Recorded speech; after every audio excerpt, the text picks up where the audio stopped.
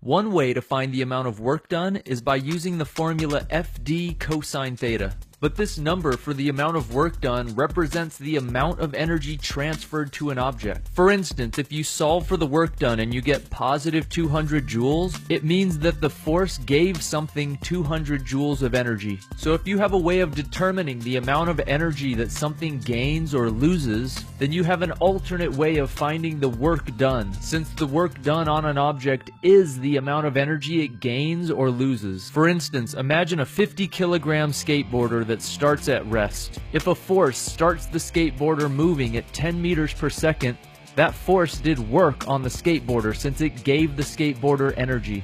The amount of kinetic energy gained by the skateboarder is 2,500 joules. That means that the work done by the force on the skateboarder was positive 2,500 joules. It's positive because the force on the skateboarder gave the skateboarder 2,500 joules. If a force gives energy to an object, then the force is doing positive work on that object. And if a force takes away energy from an object, the force is doing negative work on that object. Now imagine that the skateboarder who's moving with 10 meters per second gets stopped because he crashes into a stack of bricks. The stack of bricks does negative work on the skateboarder because it takes away energy from the skateboarder. To find the work done by the stack of bricks, we just need to figure out how much energy it took away from the skateboarder. Since the skateboarder started with 2,500 joules of kinetic energy and ends with 0 joules of kinetic energy, it means that the work done by the bricks on the skateboarder was negative 2,500 joules. It's negative because the bricks took away energy from the skateboarder.